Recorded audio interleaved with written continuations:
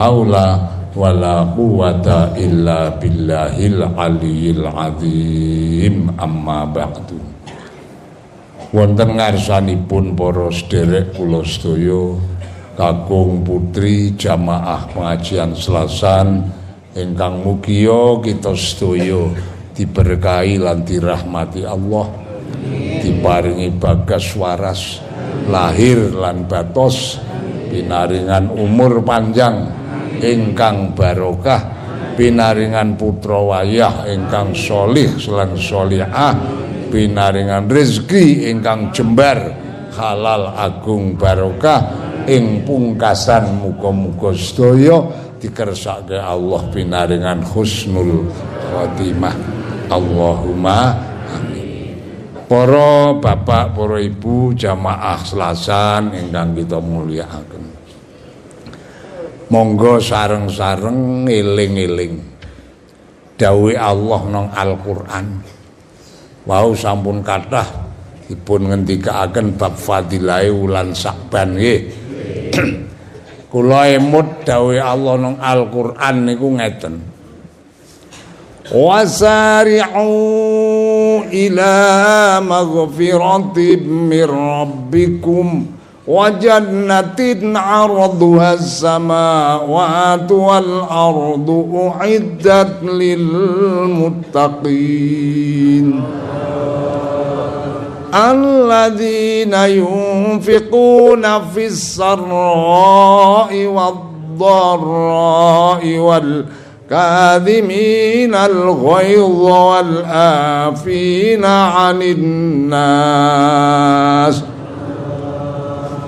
Niki nek diangen-angen Gusti Allah dawuh dhateng kita sedaya para menungso. Wasari'u, he menungso, kok meneng wae. Wong apa udu? Wong Gusti Allah ngendika, he menungso, ayo mbok yo ngono. Mangke nek ora semaur tak anggepe bangsa sirolah lho sampean lho. Basa sing ra ketok iki. Kowe kabeh padha enggal-enggalo njaluk pangapuran marang Allah. Wasari'u ila maghfiratin mir rabbikum. Kula sampean ki didhawuhi Allah, ayo do enggal-enggal njaluk pangapura marang pangeranira kabeh. Nyilep ping 7. Nek pancuran ya kramas nganti ping 7. Engko ngaleh. Kula desa ping 7. Kuwi ngasih 7 kali. Ngaleh kok ngono kuwi.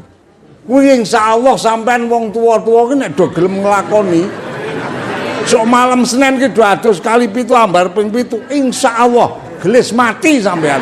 Ha tenan kok. Wong anyes kok ya.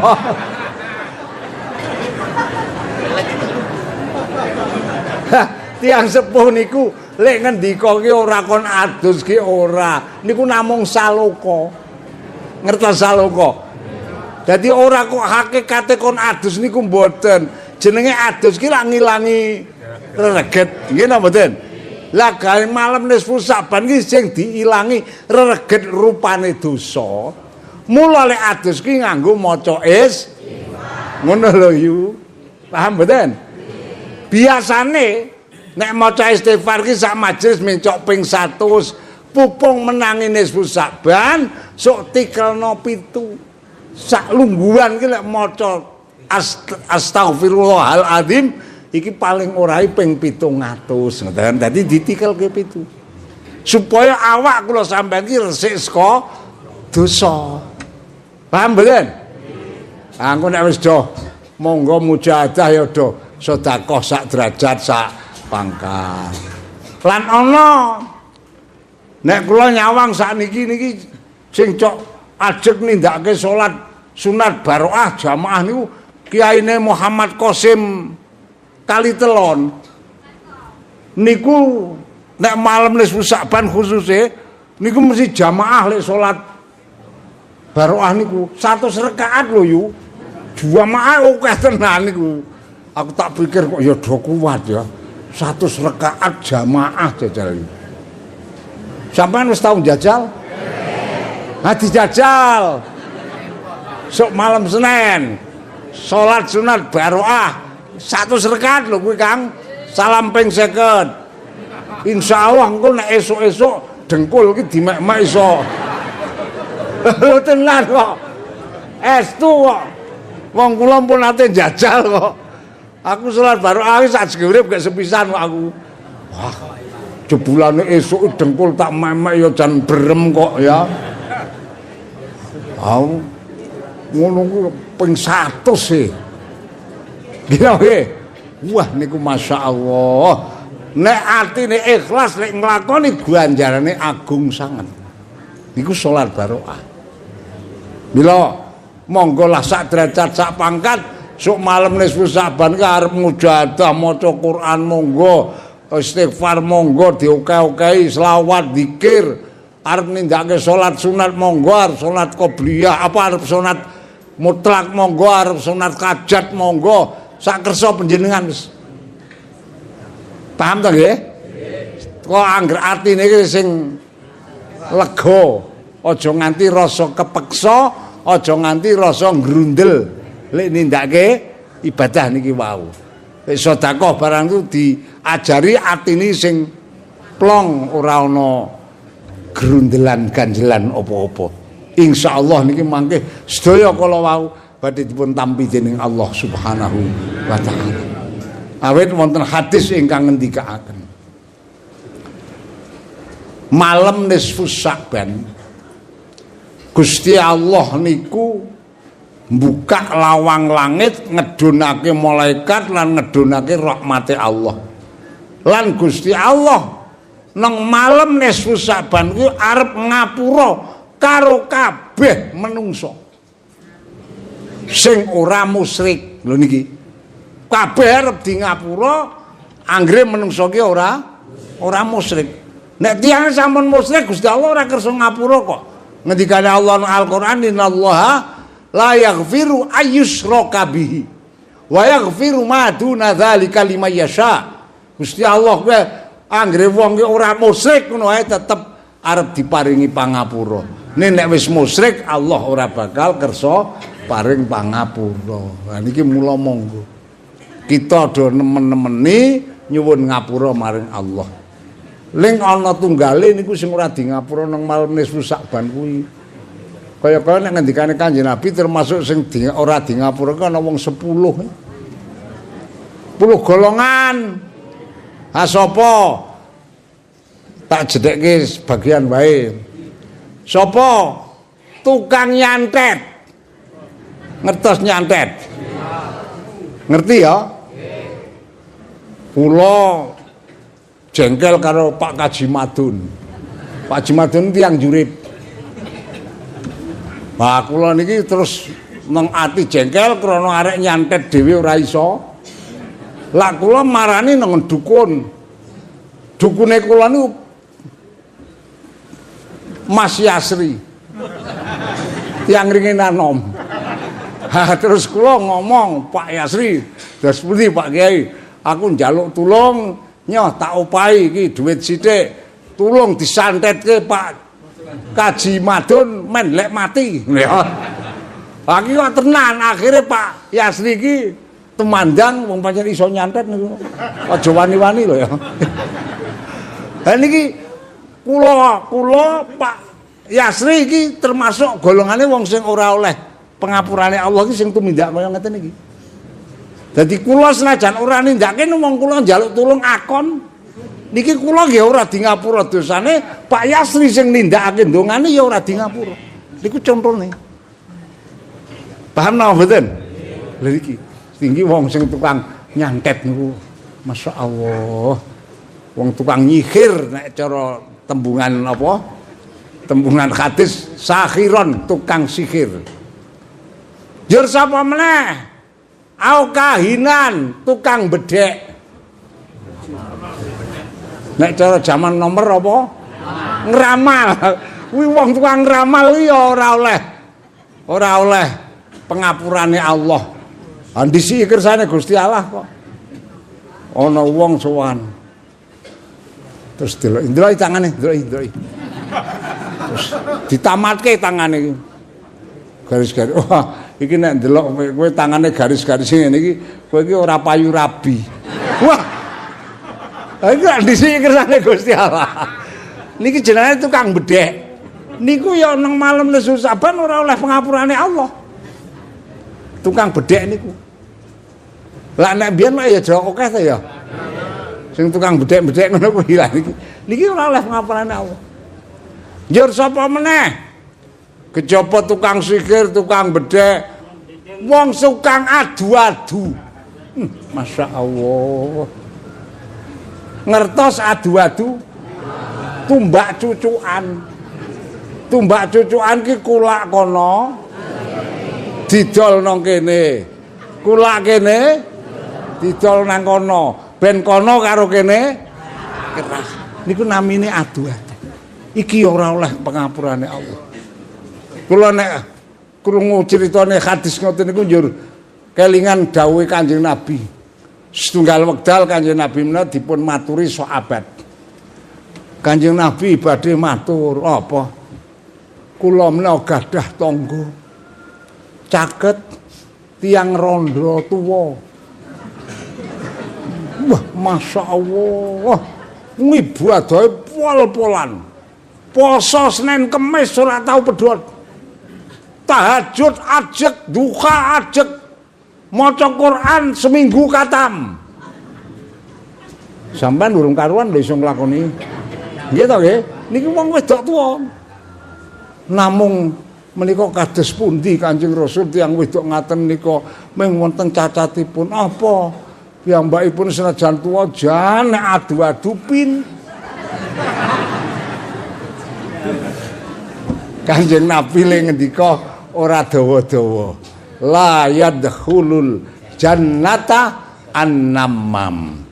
Wong kuwi ora bakal mlebu swarga nek nang donya iki ndek penggawean cok adu-adu. Mulane monggo awake dhewe dandan-dandan dhewe. Muga-muga aja nganti kula sampean dadi wong sing ahli ngamale kaya ngapa ora bakal ditampa karo Allah kok. Dosane ora bakal di ngapura. Niki manfaatipun kula panjenengan anggere gelem telaten ngaji kok gelem nata lelakone awake dhewe niki wae. Wis nata lelakone awake dhewe urung tayang kon ngaji ra tau modar wae. Nggih. Arep njaluk swarga, swargane sapa oleh dinggoni wong kok ngono. Nggih ngoten. Lha niki wong awake dhewe iki direwangi telaten ngeten iki wae lek nata lelakone awake dhewe iki jeh angele pol kok. Nggih napa mboten? Nata atine dhewe lak ya urung iso. Leres.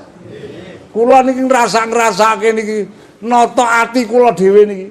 Nek dong salat iki lho kok minggatan banget ati niku. Masyaallah. Angger Allahu Akbar ngono jan wis merem wis ndingkluk to.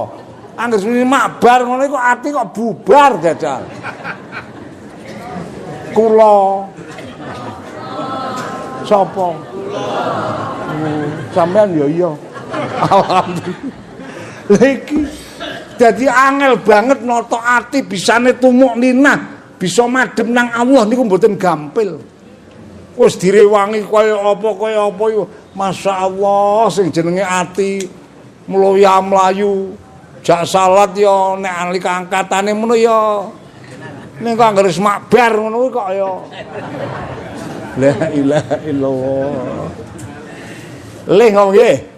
Mulane monggo kula mboten bosen-bosen sareng-sareng panjenengan ajak bareng-bareng monggo lantaran ngaji do bisa nata atine dhewe-dhewe bisa mernahake lelakone dhewe-dhewe supaya lelakon kula panjenengan ing alam donya iki diridani karo Gusti. Dadi amal ibadah iki oleh ridane Gusti. Insyaallah anggere lelakon kula panjenengan donya iki diridani Allah, kula panjenengan kena diarep-arep slamet ana ing kubur nganti tekan akhirate. Nek wis mati kula sampean nang akhirate karo Allah dipapange nang Maqam Mahmud. Maqam Mahmud ki ngendi? Nang swarga. Swarga ngendi tirai rono. Ngayel. Ya. Niki dawuh Allah. Dadi ora tahajud niku ya ora dosa wong niku sunat. Tahajud niku sing wajib saka Allah diwajibke namung Kanjeng Nabi. Kanjeng Nabi niku wajib nglakoni salat tahajud saka ngersane Allah. Ning kula sampean umate niki mboten dipun wajibaken namung dipun sunataken. Ha kok kula sampean iso nglakoni salat tahajud Gusti Allah le dawuh asa ayab asaka rabbuka maqam mahmuda kowe sok nek mati tak papake nang maqam mahmud ngono lho Dul. Ayo sekono garek milih arek kepengin dipapake nang kono apa ora nek ora wis ramang tahajud wis to. Turu wae wis. Ya niki Allah le dawuh kula sampean penyembah Gusti Allah. Lan mula cara pangsuli malih cara aturan Islam, cara tatanan agama Islam nyembah Gusti Allah niku ya nglakoni salat. Sing wajib iku ana 5 wektu. Sing liyane kuwi kabeh sunat. Kaya ta salat duha niku sunat. Salat tahajud sunat. Salat qobliyah ba'diyah niku ya sunat. Salat hajat ya sunat. Salat tobat ya sunat. Salat mutlak ya sunat. Kula niku nek maca kitab ulama-ulama rumiyin niku wonten ingkang le nindakake salat sunat pendak bengi niku saben-saben bengi salat sunate niku ping 1000 rakaat. Masya Allah. Ulama-ulama rumiyin kok iku ana sing kuat sewengi kok salat sunat kok 1000 rakaat. Alah kula sampean ming 2 rakaat tahajud wae bola-bali leren. Nggih napa? Aku kok pendak bengi kok 1000 rakaat. Kula niku maca kitab niku ndelok riwayat niku dodo kula tak popok dhewe walah. Walah kowe iki ndene kok misal 2 rakaat kok ya ora katir. Iku ana kiai salat 1000 rakaat pendak bengi niku masyaallah. Panjen kita menika sedaya mila monggo bali nang dawuhe Allah. Kula panjenengan pokoke le nyembah Gusti Allah aja nganti leren. Salat 5 wektu iku rupane pelaksanaane le nyembah maring Gusti. Lah nek kula sampean pun padha nyembah Allah, wis padha nglakoni salat, niki dereng rampung ora mung teko nglakoni salat tok. Apa? Gusti Allah ijazah dawuh, wabil walidaini ihsana. Maring bapak mbokmu kowe kon padha mbagusi. Gadah bapak napa mboten? Gadah mbok napa mboten? Sedaya gadah. Sing meneng wae barang ae duwe. Gadah bapak ya Pak ya. Gadah mbok. Lah niki dawuhe Allah. Kula sampean sawise padha nglakoni salat 5 wektu aja nganti padha nglalekake le bekti mbagusi maring wong tuwa loro yakni bapak karo padha uga bapak mbok mau isih urip utawa wis niki awake wajib bekteni. Ana badhe urip bekteni wong tuwa aja urip. Ha iki ya tata carane ya mbekteni wong urip. Paham mboten? Gandeng wong pancen ijeh dadi siji sak omah karo bapakne mbokne monggo. Bapak mbok kula sampean sing ijeh dadi siji sak omah sing do sugeng do dibekteni. Ha kok saiki kok dadi anak dadi siji karo wong tuane sak omah. Ha kok malah karo bapakne mbokne kok ora tau takon jajal. Duwe apa-apa ya direboki lemari dikunci. Panjen jan edan kok niku. Nggih mboten. Monggo nek cara dawuhe Kanjeng Nabi, nek kula sampeyan duwe wong tuwa isih urip tur iso dadi siji sak omah kasarane niki nek kula sampeyan ki duwe dedaharan apa wae kula sampeyan ki aja dahar dhisik sadurunge bapak ibu sing jeh sugeng diaturi ngono kuwi angel lho yu temenan kok apa menan nek wong tuwa ki muni mara tuwa ya ora Kang jan disepeleke padahal nek ndelok cara aturane senajan mara tuwa ki wong wis ora batalke wudu lha mboten sampean wong wedok dipek bojo wong lanang kali bapake bojo sampean lah ora batal ngono kuwi aku kudu dibekteni kok njur demek mara tuwa dadak di paham mboten wah jebulane nata urip ki bisa oleh ridane Gusti Allah ki ora gampang ya Kang ya ayo lek ngaji mulai ya jan ra leren lek jamaah ya ora leren nek wiridan ya jan katok ane wong karo bapakne mbokne dadi sisa omah ra tau tak terus ke lek ngono kuwi mudyar ora iso ngentut kowe ya jadi Gusti Allah niku le dawuh sakwise awake dhewe kon padha nindakake nyembah Allah rupane nglakoni salat 5 wektu niki nek ijeh duwe wong tuwa nek duwe wong tuwa kita kedah mbekteni nek wong tuwa isih urip nggih monggo dibekteni sak saged-saged wong bekteni wong tuwa isih urip ki angel kok gampang wangel kula matur angel ki wong aku ya wis nglakoni kok kula niki setunggal wekdal tasih bapak simbok kula jeng urip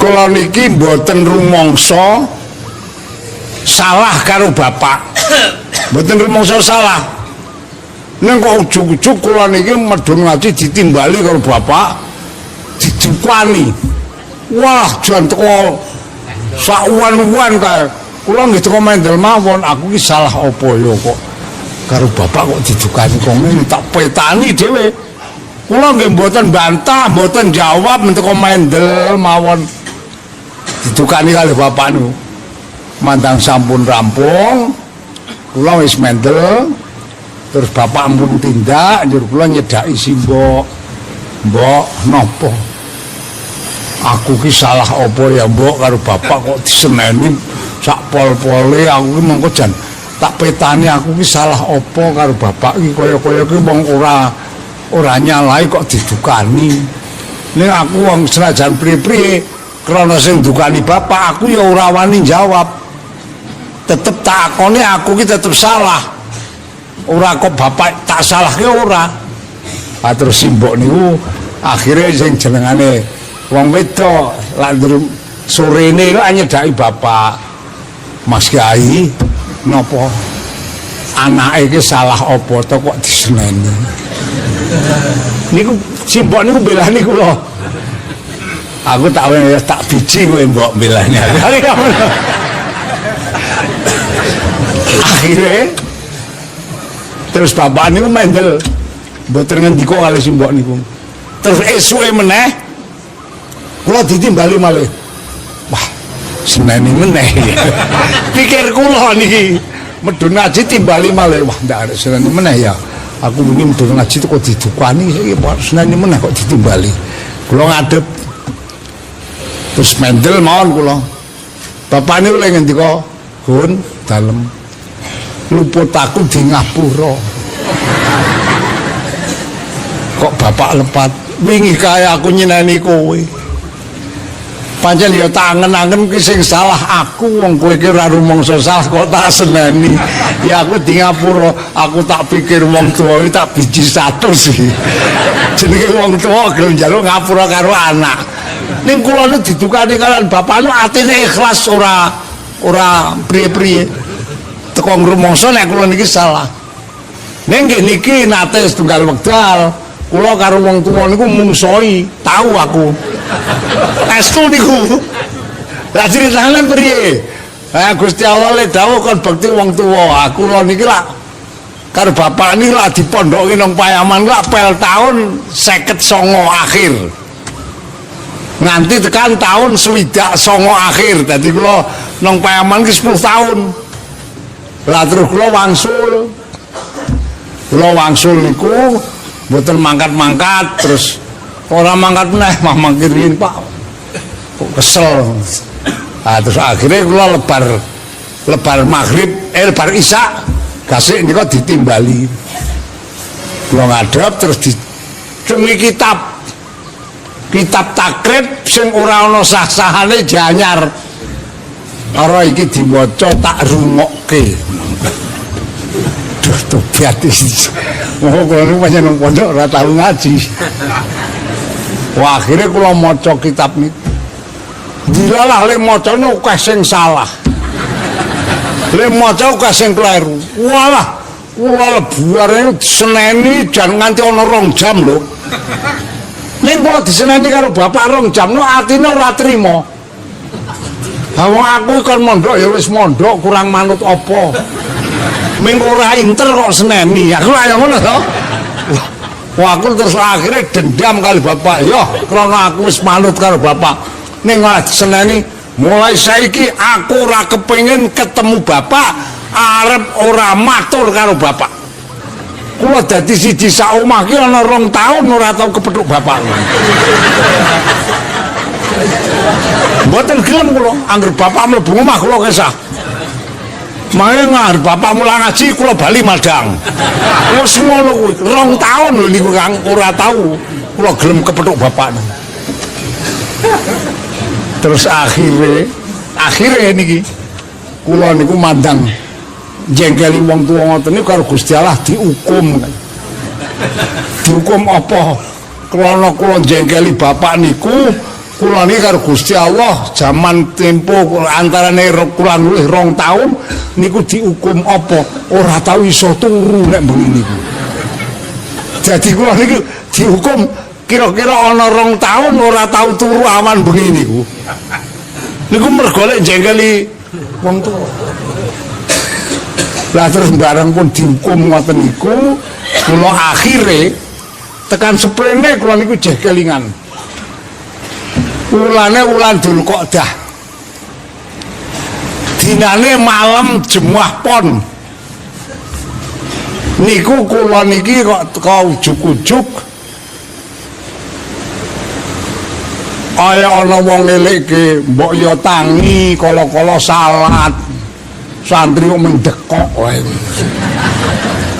aku terus akhirnya jam kalih niku tangi lebar tangi terus mujahadah terus mujahadah ya maca Yasin niku kaping sekawan terus rampung terus wis turun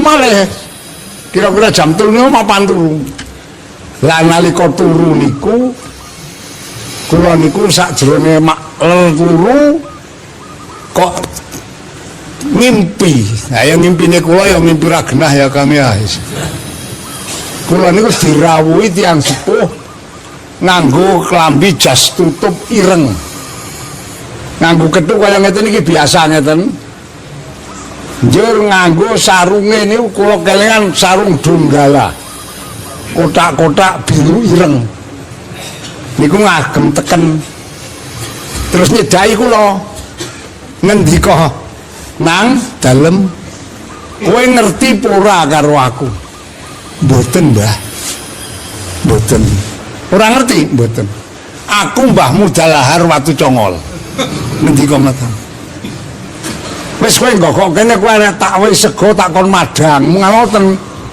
aku harus nggokok kalih mbah niki dipundhutke sego sak piring gedhe niku lho Kang kebak niku ning sego tok ora ana lawuh blas ora dipangan dintekke tak tunggoni pun tak pangan entek umpamane potongane luduk simbahne ngendika malih kosek aja lunga ijeh sak piring tak jikokke meneh cepak sami kalian niku kebak ora dintekke tak tunggoni tak pangan entek kosek aja lunga ijeh sak piring maneh Waseng ping telune niku kula nganti ngulat-ngulat jalan. Ha segotok jalan kok Kang. Sok burung kebak. Ora dintekke aja nganti ora entek tak tunggoni kudu entek. Nganti ngulat-ngulat kula aduh masak kowe. Mandang wis entek. Kok niki Mbah Kiai sing ngendika muni Mbah Dalhar kok wis cukup kowe lek ngaji karo aku. Ngoten. Aku lha melek lah masyaallah. Aku ki mimpi kok ngaji priye ya mengko kon madang kok. Kula niku antara seminggu ora wani ngomongke apa-apa arep impen niku. Akar tak omongke engko paling digeguyu wong impine aku. Aku mandang let setunggal minggu. Kula niku wis 2 tahun ora tau kepethuk bapak. Niku ngarepke maghrib niku kula ditimbali kali bapak liwat simbok. Kaedah anake konrene tak omong. Nek kali simbok niku ora tau muni mbokne ngono nyebut jenenge. Simbok niku jenenge Mahmudah. Dadi bapakne ngundang dah. Kaedah anake konrene tak omongane. Ah terus simbok manggi kula. Oh, dalem kae ditimbali bapakmu kon ngadep. Wah, mboten kok tak seneni meneh. Ora. Wah, ora apa ta kula jemboten ngadep. Ora wong ditimbali tenan yo tak dampingi aku kok nek nyeneni ben nyeneni aku bapakmu. Lah iki estu. Kula dipun dampingi simbok niku wis 2 tahun ora tau kepethuk niku. Barang ngadep terus ngendika, "Gon dalem gandeng aku ke mengko bengi dikongkon kon maca manakib nang Beran mungal ngoten. Beran niku mula kae mengko balae ngaji aku lebar Isya ana tafsir ana ihya ana i'anatut thalibin kae diwaca. Wah kula niku payah iki. Kon maca tafsir Jalalain, kon maca Ihya, kon maca i'anatut thalibin, syarah kitab Fathul Mu'in. Priye to ya maca takrib do salah kok. Malah aku ngaji. Arek ora gelem engko seneni meneh. Gelem wong aku tau ngaji. Ah teko kula njuk pikirane luweh. Teko tak gelem perkara dosa lah aku sing dosa bapak nganti ora iso. Aku wis teko ngono hae. Estu mandang lebar Isya kula teko munggah ngaji. Jebulane bapak niku mboten tindak. Ngrungokke lek kula ngaji nang ngisor. Niku pondone lantai kalih. Ha lek ngaji nang dhuwur. Bapak niku jebulane nyimak lek kula maca tafsir, maca ihya kalian maca i'anah niku. Wis sareng enjinge pun dikandeli mawon kula ora diaroni ora barang. Terus let sedina meneh niku ngendika malih pun dalem aki engko bengi aku kon tahlilan kuwi ki nang jetis kae engko balae diwaca meneh let sedina niku kula kon maca meneh jajar tenan bareng sampun kaping kalih niku tak rungokno jebule bapak nggih mboten tindak ya menyimak niku mandang sampun ping kalih kula dijajal terus seminggu kula niku ditimbali kon dalem kowe tak kon maca kitab kowe tak rungok-rungokke mung aku ya wis bakat mula gandeng kowe saiki tak wae gawean kowe iki tak kon ngewangi melu maca kitab. Wah kula niki lho atine wah piye nggih malah tak pikir-pikir riyen Pak mandang bengi jam 4 kula tangi terus kula mlebu nang kamare bapak saya ganti bapak tak ajar bapak nu kayak entes nglinting udut kayak lebar wiridan salat tahajud ning nglinting udut nang kamare bapak kula mlebet terus kula tulah ngopo nyuk-nyukan rene ajeng ngaos Pak ngaji apa nggih niki kitab sing teng lemari niki ajeng kula ngaji sedaya ning kula nyuwun kanthi sanget apa sakderenge subuh kedah sampun katam sedaya menika. Bapak tak ganti tak ajar. Takon mulang kitab sak lemari ini katam sadurunge subuh. Padahal kula lek ngadep jam 4. Bapak niku mandul mawon. Kirane batine bocah edan. Ning kula ngertos keistimewaan tiyang sepuh. Jebulane bapak niku ya wong pinter. Mulang kitab sak lemari niku durung subuh katam. Niku lek mulang sepele lho, Kang. Yo kene maju. Kula kan maju. Bapak sila ngeten iki njen kula kon sila nang ngarepe bapak. Dengkul wek kula sing tengen niku kon gathuke karo dengkul kiwane bapak. Sing kiwa gathuke nang dengkul tengene bapak. Bar pun kula gathuke ndi gorene tanganmu sing tengen gorene. Terus candak tangane. Lek ngendika lek mulangne memang ngeten ajaztu ilaika jami'il kutubi fi sunduk. Kula yang menjawab qabil tu ijazataka lillahi ta'ala. Wis katam lek mulang kowe mulang ngoten niku. Masyaallah. Niku mandang pun ngoten niku kula maca kitab niku diparingi gampang lho, Kang. Iyalah masyaallah. Dadi Gusti Allah ki arek maringi ilmu niku jan ora kangelan. Lek ngaji 10 tahun maca takrib ora tengeng. Aku muni qabil tu ijazah tak maca kitab purna-purna kok teko is. Niki hikmahipun bektos dhateng tiyang mula ngantos samangke menika kula niku nek ana apa-apa isih cok ditemoni bapak. Wong kula diperintah bangun pondok sing teng Kidul Griya nika. Bapak lek ngendika kowe takon gawe pondok teng pundi Pak asok karepmu. Nek teng Kidul Griya ya luweh kono.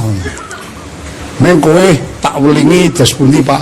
Kowe takon gawe pondok ning aja pisan-pisan kowe njaluk bantuan karo pemerintah. Ngono ngoten. Nek kowe njaluk bantuan pemerintah haram. Ngono ngoten bapak niku. Keras pol. Bapak niku nek karo pondok pemerintah jan pancen mboten patek gelem. Ngriki niki biyen karo pemerintah arep dibantu sumur bor niki. Nang pojokan dibor nanti ping 6 ora iso metu banyune lho. Ya akhire sumure niku dipindah nang cedhake omahe nggon Pak Amin, Pak Mbumaisun ngono kae. Niku saking pemerintah. Nah, kula terus akhire estu ya wis bismillah lah nderek dawuh tiyang sepuh. Kula bangun pondok nika senarung sampun dados mun wis anu ha niki apa-apa kuwi didelekke wae. Keri-keri ini dereng tebih.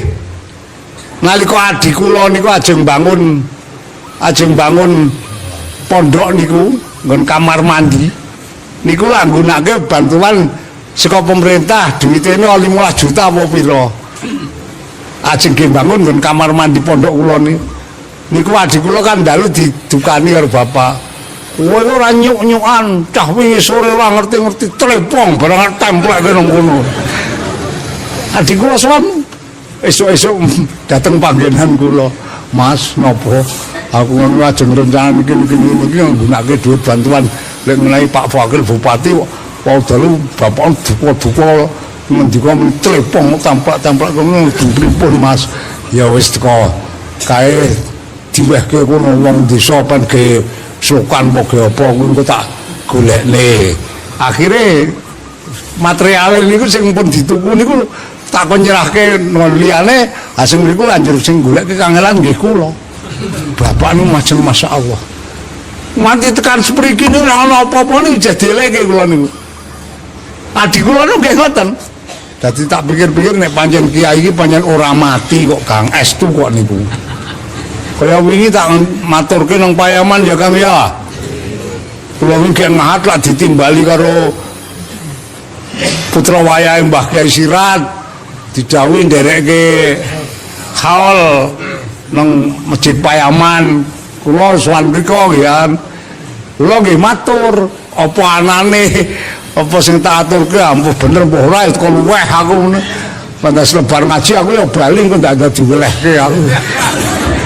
Niki Niki pancen kula nggih matur, Mbah Kyai Sirat iki ora sedo. Aku lak ngono ya, Kang. Sampai nek sing ora ngandel takon bukteke susul aku yo ngono kok. Dadi niki pancen Allah dawuh nang Al-Qur'an wala tahsabannal ladzina qutilu fi sabilillahi amwata bal ahyaun inda rabbihim yurzaqun. Dadi nek para ulama niku mboten sedo, namung dipindah papan sing luwih mulya dening Gusti Allah. Mulane kula panjenengan sedaya monggo pupung sedo diparingi urip nang alam dunya niki gandeng kula sampean saiki arep cedhak karo nabi wis ora ana nabi. Arek nyedhaki para sahabat ya wis ora ana para anane namung para alim. Mila kula panjenengan muga-muga dadi wong sing bisa gelem cedhak karo ulama ben mengko nang akhirat karo Gusti Allah dikumpulke dadi siji karo para alim ulama. Insyaallah nek nang akhirat kula sampean kumpulke dadi karo para ulama mengko kula panjenengan ya bakal dicedhake karo Kanjeng Nabi. Sing pungkasane kita tetep karo Allah arep dipapake nang swargane Gusti. Amin. Allahumma amin. Pisan malih kula nguwataken dawuhipun adi kula kala wau menjang malam Setu niku insyaallah tanggal 1 wulan Mulud. Monggo kula panjenengan tata-tata nang ati niat hormat mauludan mahabbah dhateng Kanjeng. Sing iso maca berjanji ya monggo do berjanjenan, sing ora iso ya teko duka-ukae maca selawat nggih. Insyaallah angger kabeh mau diniati mahabbah dhateng Kanjeng Nabi, kula panjenengan benjang wonten akhirat bakal oleh bagian syafaatipun Kanjeng Nabi Muhammad sallallahu alaihi wasallam. Allahumma sak bejo-bejane wong kumpul jagong ki jagong nang majelis pengajian. Kok ngono? Sebab kendikane Kanjeng Nabi menika julusus saatin fi majlisil ilmi khairun min mi'ati rakaatin wa fi hadisin akhar khairun min alfi rakaatin.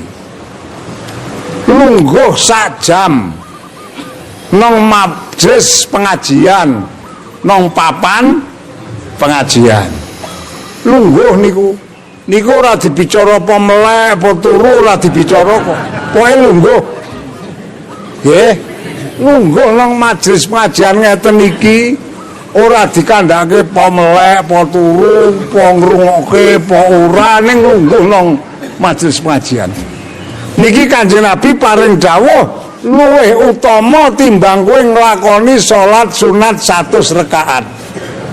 Jajal sampan durung karuan betah lho Kang, salat sunat 100 rakaat jajal wis tau jajal niki menungguh kaya ngoten niku ngono ae nek ora oleh pitune Gusti Allah ya ora gelem kok kon jagong nang niki. Terus mboten ora semangse ngado-ado wong tanggane masjid iki wae ana kok sing durung tau gelem jagong nang ngene. Terus sedaya kala wau tak angen-angen kabeh iki menggantung tergantung pituduh lan pitulungane Gusti wong ki mbok kaya apa wujude angger oleh pitulungane Allah tetep iso nglakoni ibadah kanthi kepenak. Mbok adoh mbok cedhak nek oleh pitulunge Allah iki sekeca. Terus mboten niki mula jan bejo-bejane wonge lah gelem lungguh nang majelis pengajian. Kuwi ora dibicara apa ngaji ngrungokke apa ora, apa melek apa turu, apa mudeng apa ora mboten kok. Men teko dingendikake lek lungguh niku wae wis luwih utama tinimbang nglakoni salat sunat 100. Masya Allah. Kula minta angen-angen lah. Ya Gusti Allah ki pancen sifat lumo maring kawulane. Leres napa mboten? Mula nek kula sampean wis dilumani karo Gusti Allah kaya ngono, kok ora gelem tumandang apa jen kawula kocok. Nggih napa ten? Wis dilumani kaya ngono kok ora gelem temandangnya. Ndak ya kawula waras ngoten niku. Masyaallah. Tak angen-angen dawah masyaallah.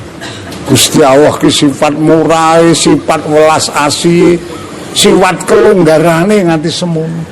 Ning gawe awake dhewe iki sing dadi kawulane iki do krasa apa ora, do nampa apa ora, do gelem tumandang apa ora. Niki kantun tergantung kula pundi.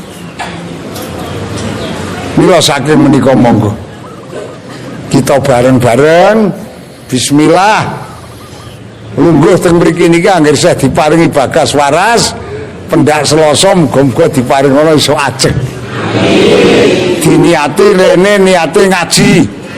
Perkara iso ta ora iki urusane kula sampean. Pinter karo ora iki urusane Gusti Allah.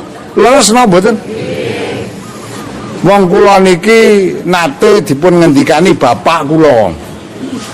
Bapak kula niku ngendika ngaten. Kowe iki ngaji sing tenanan.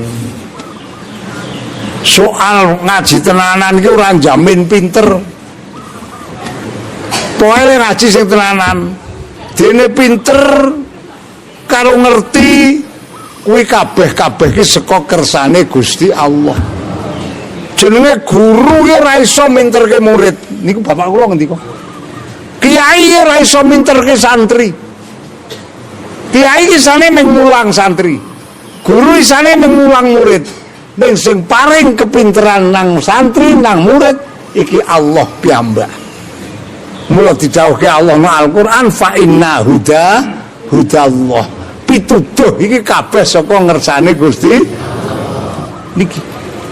Mula kula panjenengan iki monggo lah wis anggere isih diparingi bagas waras, isih iso kongang, muga-muga pendak Selasa iso do jagong nang kene niat ngaji perkara mudeng mbah ora ngerti ngono wae wis.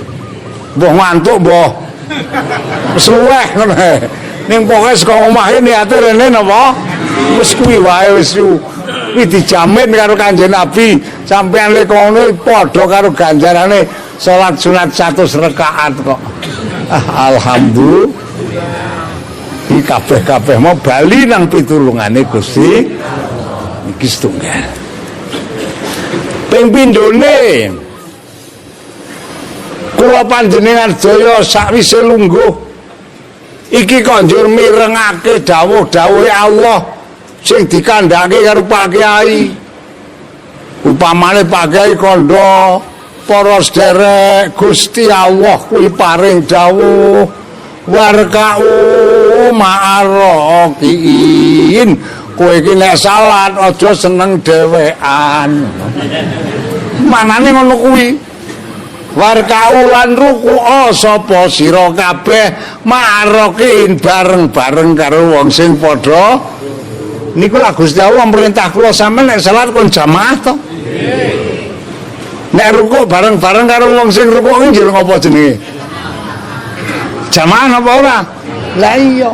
Berarti nek kula sampean kok nang majelis pengajian kok krungu dawuh Allah ngono, lebare kok sampean gatekke Gusti Allah ke dawuh kon jamaah kok ya kene lah sak teyeng-teyenge ora ketung keri aku nek salat tak usaha. Niku panjenengan karo Gusti Allah diparing ganjaran sing luwih gedhe. Panjenengan masyaallah. Jebulane kok tak angen-angen nganggayuh pituduh Gusti Allah ku ya rumit to Kang. Leres mboten? Lah mila monggo. Kula sampeyan lek jagong wis diganjar. Kok njur lek ngrungokke dawuh-dawuhe Allah mau kok iso cemantel, mandhe cemantel kok iso diamalke sak derajat sak pangkat. Insyaallah taala. Senajan cangkem kula sampeyan ku ora muni astaghfirullahaladzim. Tapi tetap karo Gusti Allah dosa kula panjenengan sebagian di ngapura. Terutama dosa-dosa cilik lah diilangi kabeh kok. Niki nuwun sewu. Ini nek dosa gedhe urung iso. Fa inna dzambal kabir la yughtafaru illa bitaubati. Nek dosa gedhe kudu nganggo tobat, ora mung teko cukup astagfirullah, niku ora cukup. Paham mboten? Lah niki pertama. Kula monggo. Kula mboten bosen-bosen ngejak panjenengan sedaya, monggo selagine isih iso tumandang. Aja bosen do ngaji. Kumpul karo wong-wong sing padha ngaji, lungguh nang majelis-majelis pengaji. Kula ora ngudoke sampean takon ngaji rene iki ora. Monggo teng pundi papan panggonan ana pengajian, sampean kok longgar penggalihe, monggo dirawuhi. Ora kudu rene. Rene ya kena, ora rene ora apa-apa. Wong kula niku tak tampa kepenak kok sampean rene, aku ya ora mundak sugih. Iya apa rayu? Sampean ora rene aku ya ora melarat, darane apa? Nek kula niku tak gawe sing logro kok. Ning mek kula ajake dateng sederek kula sedaya, aja nganti kula panjenengan ki urip kok ora tau ngaji niki ampun. Bab pancen dawuh Allah niku wis ora kena dinyang meneh kok. Wong urip kuwi dititahke karo Allah kon padha ngibadah. Nggih napa mboten? Qur'ane wis cetha to, Kang. Sing jak diwaca sampean kae, mung sampean lali kok. Wong aku wae krungu kok sing omah kae. Maesuk kae sing maca sapa? Aku krungu darane ora. Wa ma khalaqtul jinna wal insa illa liya'budun. Ma uridu minhum min rizqi wa ma uridu ayyut'imun.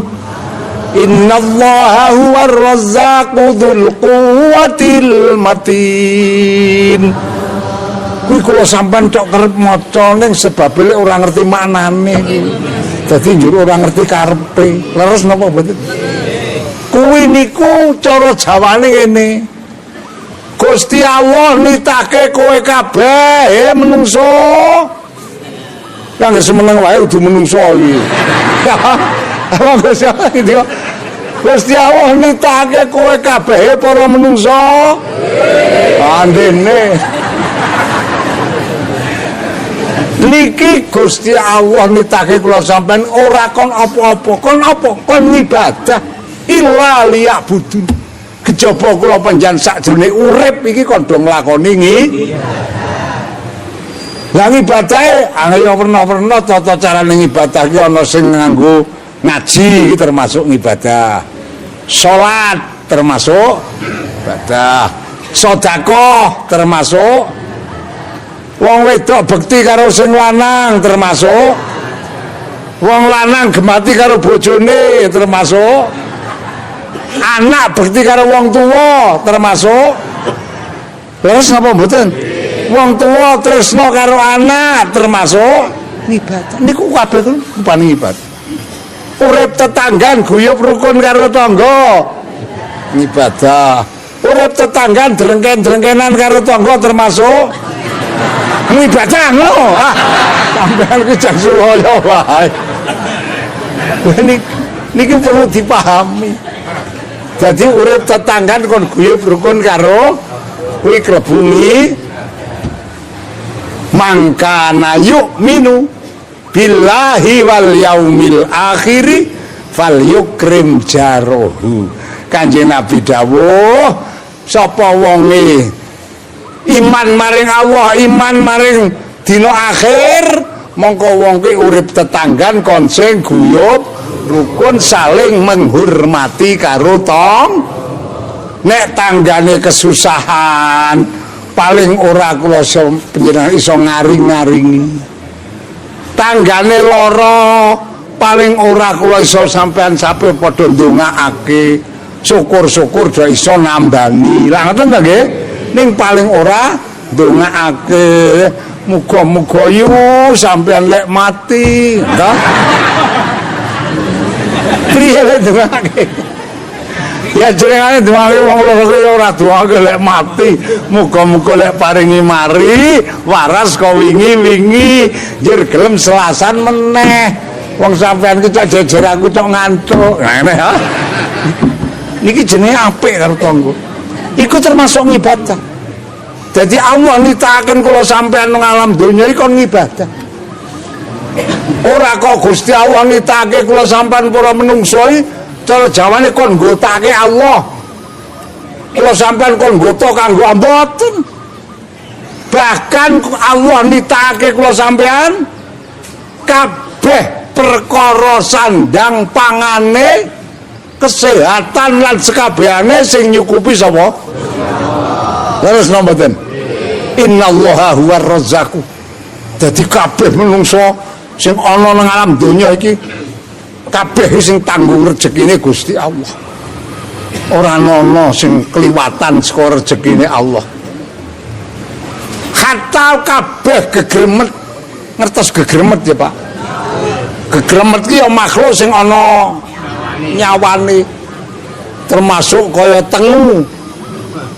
Wis tau roh tengu, Kang. Tengu ki sing ngrejekani sapa? Gusti Allah. Tengu ki masyaallah. Aku ki roh tengu urung tau kok roh tengu kok kuru. Nggih. Monggo ya le nyambut gawe ki ya jan kepenak wong gogok nang. Ayo Kang. Niku masyaallah. Gusti Allah le ngatur rezekine tengu gogok. Leres nama mboten? Leres nama mboten? Tumo ya termasuk gegremet to? Nggih. Setau ruah tumo. Tahu ruah tumo nyambut gawe. Ning sampean wis tau mateni tumo kuru. Tumo kuwi lemu-lemu tur kabeh wedok. Ora ana tumo lanang. Ngandel ora.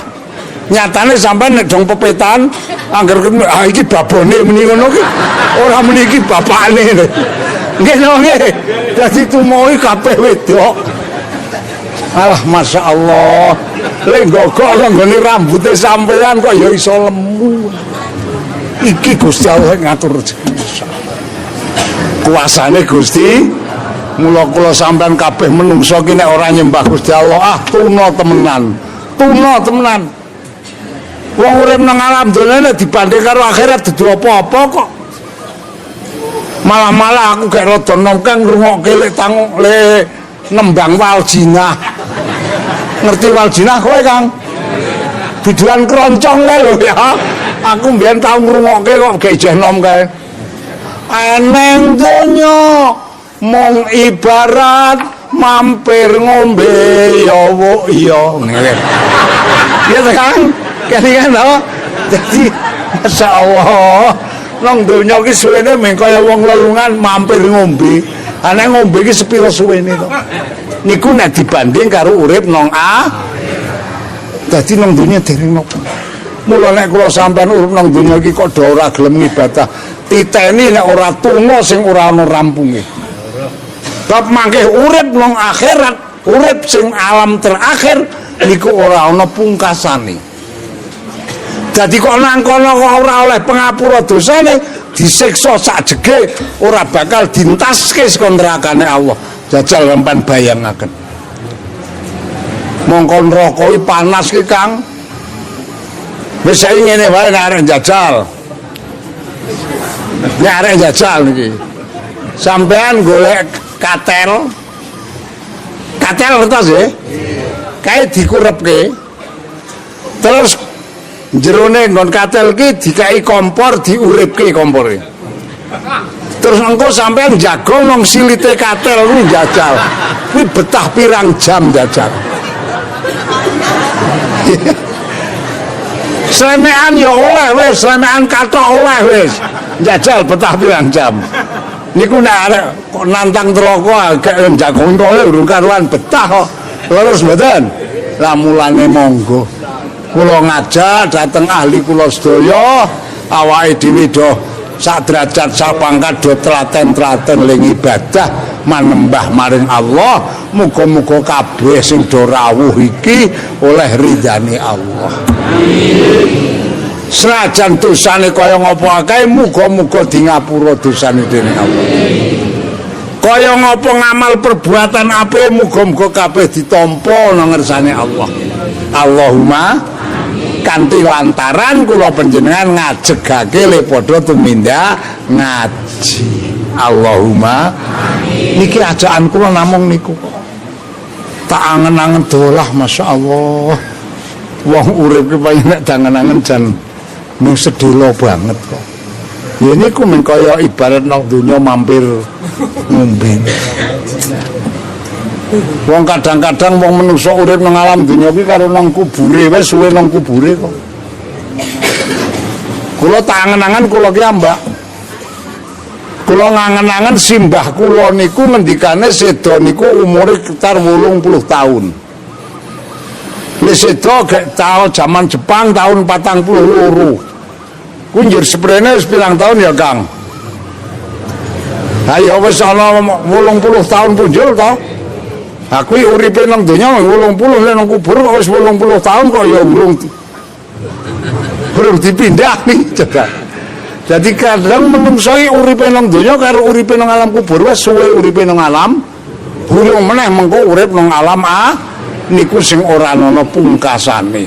Mila sakniki niki kula panjenengan pancen karo Gusti Allah didhawuhi kowe urip nang alam dunya iki padha nglakonana ibadah kanggo sangune kowe engko pindah nang alam kubur nganti tekan nang mapan nang alam niki sangune kabeh lek golek nggih sakniki niki. Nek lek golek ngangke kula sampean sawise mati nang alam kubur kok gak arek golek sangu sing gawa nang akhir pun mboten saged. Pun mboten saged. Upama iso sampean nang alam kubur kula iso salat, iso ngaji upama kok kuwi. Kuwi wis ora ana ganjarane. Wong nang kono wis ora ana perintahe Allah, kowe wis mati salat ora ngono kok. Jadi iso salat iki ora ana ganjaran. Karo Gusti Allah ora bakal diparingi ganjaran. Lah nang kuburan upama sampean iso maksiat upama nang kuburan kok iso glendeng. Wong karo bojone niki tetep ora oleh dosa. Mula saiki lek glendeng aja saiki isuk wae nang kuburan. Ngono lho. Saiki ora semang glendeng. Nek saiki glendeng dosane isuk nang kuburan, nek glendeng ora dosa. Mula saiki ora sang glendeng, isuk nek glendeng wis nang kuburan. Niki nek arep kepengin glendeng sing ora oleh dosa. Masya Allah. Mulane saking menika monggo pisan malih kula mboten bosen-bosen ngejak bareng-bareng dateng panjenengan sedaya. Kula mboten wantun kok nasihati utawa mituturi mboten wantun. Kula mung kepingine ngejak bareng-bareng. Awit napa kula tak koreksi dhewe. Nek kula nuturi nasihate urung pas. Aku urung pas sebab lelakon kula dhewe urung apik. Nek lelakone ibadah urung apik kok nuturi tak pikir kok kleru to. Lha sampeyan. Lah mula kula kepingine namung ajak bareng-bareng sampean kabeh. Wong nyatane kula niki jamaah ya urung iso ajeg. Ning ajar angger wektu ajar jamaah, angger wektu ajar. Ngono kuwi tok. Tahajud nggih urung iso ajeg mijah. Ajar angger bengi tangi, ajar kula niku. Kira-kira sampean ya setuju ora? Terus ajar ora? Angger kula niki ge ajar. Angger bengi tangi. Nanti ajar salat tahajud. Mun tak ajari awak kula niki, wong tak angen-angen kula niki upama ajar salat tahajud kok ya wis ora suwe. Artinya orang nganti 20 tahun meneh seleren. Nggih nggih. Dadi nek wis kados sak usia kula niki nek ora gelem salat tahajud, ora gelem ajar tahajud, engko lek dono ora ana rampunge. Kula wis matur awak ini tak ajari, tak kandhani awak saiki kowe iki nek bengi tangi wong kowe iki wis meh entek kontrake. Kula niku kadang-kadang nek dong gelem niku nek ajar niku kadang jam 1:30 jam 2 tangi salat. Ya ora mau oka-oka teko salat tahajud 4 rakaat. Terus tambahin meneh salat tobat 4 rakaat. Tambahin meneh salat mutlak 4 rakaat. Terus tambahin meneh salat hajat 12 rakaat. niku mboten suwe kok kula tak jajal ora nganti sak jam kok niku. Alhamdulillah tak ajar pendak bengi ngoten niku. Engko nek wis arek subuh kae njur terus leren, lek wiridan leren terus salat fajar. Dadi awit tangi tekan arep subuhan kuwi diajari awak iki nglakoni salat sunat 26 rakaat pendak mengene iki. Insyaallah mangke nek Gusti Allah nampa kula panjenengan karo Gusti Allah arep dipapaki nang papan panggonan sing luwih mulya. Ya saka sithik wiridan barang niku ora semang akeh-akeh Kang teko saimkane ngono ya. Kula dhewe nggih ngoten tak ajari kok. Nek wiridan lebar salat tahajud, lebar salat hajat barang niku kula niku awak tak ajari. Kowe iki sawise maca Fatihah dhewe bengek, maca ayat kursi, maca surat Al-Qumud, kowe dikulinakno pulune ping 111. Njur surat Falak 111, surat An-Nas ya 111. Nek wis rampung lek maca istighfar ke 1333. Terus meneh ya Fatahu ya Alimu nyuwun tambahi ilmu joka akeh 333. Tambahi meneh ben diparingi rezeki sing kaya udan maca ya Wahabu ping 1500. Terus ditambahi meneh maca selawat 1500. Njur terakhir mengko zikir ya 1500. Ngono lho. Kuwi njajal tak lakoni angger jam 3:30 tangi salat kan wiridan niku mesti rampung 4:30. Niku rampung. Engko nek 4:30 leren wiridan terus salat fajar. Bar salat fajar wiridan sithik terus ngenteni karo ngombe nek wis ana wedang munggah subuhan. Kuwi awak kula iki tak ajari kaya ngoten niku dadi kula mung kepengin ngejak sampean bareng-bareng ayo ajar. Nggih ta nggih? Insyaallah nek kula sampean do gelem ajar ngajari awake dhewe iki mengko bakal oleh ridane Gusti Allah. Wong iki arep kaya ngapa wujude? Angger matine uripe oleh ridane Allah tetep nang alam kubur tekan akhirate arep dipapaki nang papan sing mulya. Kapan oleh ridane Gusti? Dadi kita sedaya niki ora golek apa-apa, ledho ibadah, ledho ngaji sak panunggalanipun mung golek ridha lan rahmate Gusti. Allahumma niki mawon sing tak elingke dhateng awak kula lan panjenengan doya. Monggo dieling-eling nek kula sampean dititahke Allah urip mengalam dunya iki kon padha ibadah. Ibadah ki werna-werna rupane, ana salat, ana sedekah, ana bekti wong tuwa, ana rukun sanak dulur. Ngene mboten? Niku kabeh rupane ibadah. Muga-muga iso nglakoni kanthi ati sing ikhlas lan ibadah kita muga-muga ditampa karo Gusti Allah. Dosane kula sampean muga-muga diparingi pangapura. Mangko nek ditundut ditimbali ngadhep san Allah kabeh donga dinunga paring ana husnul khotimah. Husnul khotimah. Allahumma amin.